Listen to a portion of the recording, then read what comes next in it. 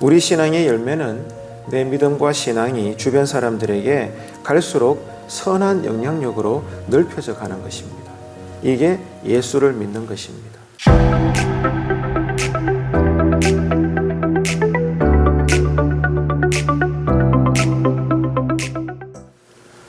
오늘은 주님께서 제자들에게 주시는 두 번째 사명이 무엇인지에 대해서 말씀을 살펴보겠습니다. 첫 번째 사명은 무엇이라고 했습니까? 성령님의 권능이 임할 때까지 기다리는 일이라고 했습니다. 교회와 신자는 오늘도 그렇습니다. 항상 은혜를 받는 일이 신자로서 살아가는, 또 교회로서 해야 되는 모든 일들의 시작인 것입니다.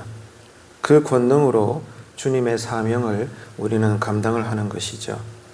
자, 이어서 주님께서 제자들에게 말씀하시는, 제자들에게 주시는 두 번째 사명은 이제 온 땅에 나아가서 예수 복음을 전하는 일입니다. 6절로 8절 우리 함께 읽도록 하시겠습니다.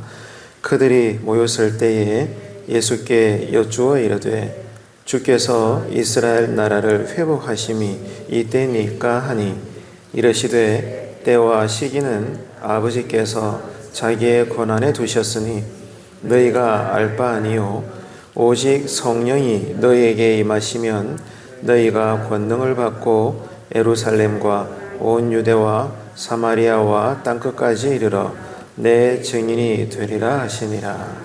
아멘. 제자들은 예수님께 질문을 했죠. 예수님, 이스라엘이 회복됨이 언제입니까? 그 때가 지금이냐고 시간에 대해서 제자들은 예수님께 물었습니다. 그럴 수 있잖아요.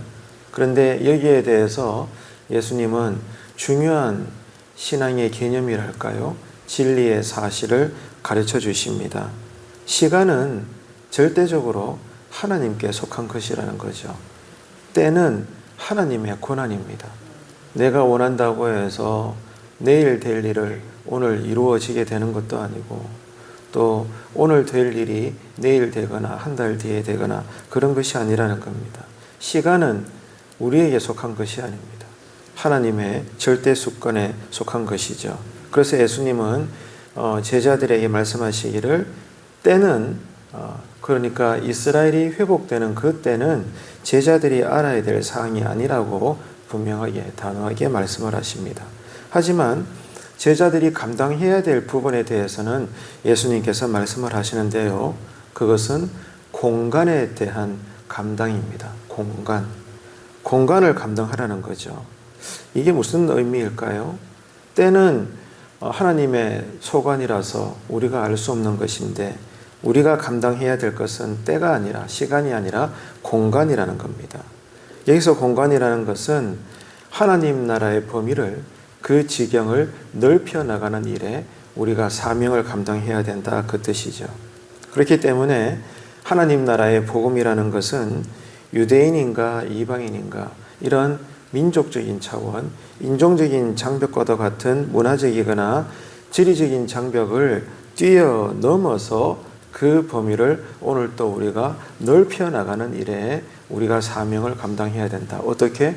먼저 성령님의 권능이 임할 때까지 기다리고, 그래서 우리가 늘 은혜를 받음으로 이 은혜의 힘으로 오늘 또 우리가 나아가서 우리의 신앙의 지경을 넓혀 나가는 일에 우리가 헌신을 하는 것이다. 이것이 우리에게 주어진 사명이라고 예수님은 잘 가르쳐 설명을 해주고 있습니다. 그래서 이 예수님으로 인해서 새롭게 세워진 참된 이스라엘은 이제 유대인들의 나라가 아닙니다. 유대인들의 나라가 아니라 어떤 민족이든지 간에 그리스도를 믿는 그런 사람들의 나라가 될 것임을 예수님께서는 분명하게 제자들에게 복음을 설명하시는 겁니다. 이처럼 오늘도 그렇습니다. 우리가 그리스도인입니다. 예수 제자들이죠. 오늘도 우리가 그리스도인에게 주어진 사명은 먼저 성령님의 권능을 통해서 사람들을 구원하고, 또 그러면서 우리가 들어가는 곳에, 우리가 속해 있는 공동체에 분열과 갈등이 있다면 우리는 복음의 권능으로 주님의 복음의 은혜로 하나님의 사랑으로 저들을 치유하고 또 궁극적으로는 이 십자가를 통해서 참된 평화와 사랑을 전하는 것입니다. 그러므로 하나님 나라의 지경이 넓혀져 가는 것입니다. 이것이 우리를 향하신 하나님의 뜻이고 우리가 감당해야 될 두 번째 사명이라는 것을 오늘 주님은 제자들에게 말씀하시는 겁니다.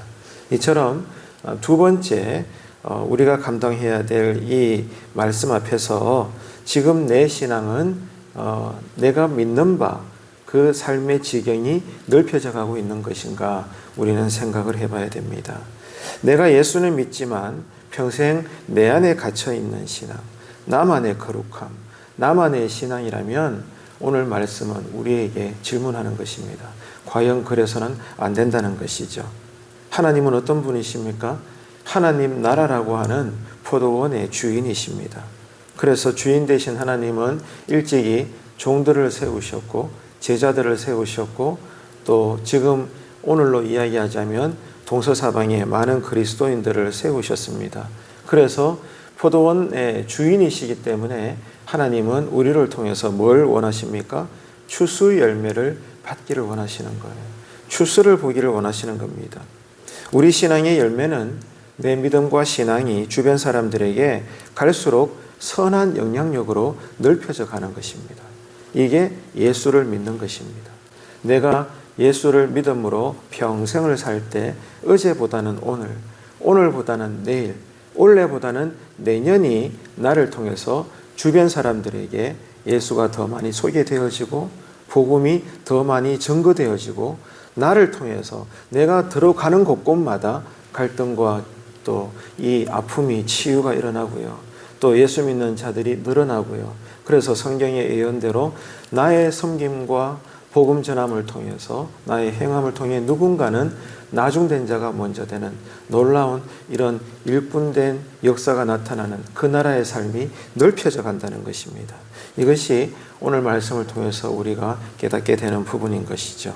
자, 이런 것을 볼 때 지금 내 신앙은 내가 살아가는 삶 자체가 예수 복음을 향기로 드러내는 그런 신앙의 삶인 건가 우리는 묻게 되는 것입니다. 그리고 때를 얻든지 못 얻든지 복음을 전하는 이런 전도자의 삶을 나는 지금 평생 살고 있는 건가 우리는 생각을 해봐야 되는 것입니다. 아무쪼록 우리가 날마다 엎드려 기도하는 이 새벽 기도를 통해서 이제 우리의 신앙과 삶에 성령의 권능이 늘 은혜로 임하게 되기를 축복합니다. 그래서 그 권능으로 오늘 또 여러분 만나는 사람들에게 예수를 전합시다. 복음을 드러냅시다. 그럴 때 성령님은 역사하십니다. 내가 입을 열고 또 믿는 자로서 나의 손과 발이 선한 행실로 저들에게 다가가게 될 때 반드시 성령님은 역사하십니다. 그래서 나를 통해 하나님 나라의 지경은 넓혀져 가는 것이죠. 이것이 오늘 또 우리를 향하신 하나님의 뜻입니다.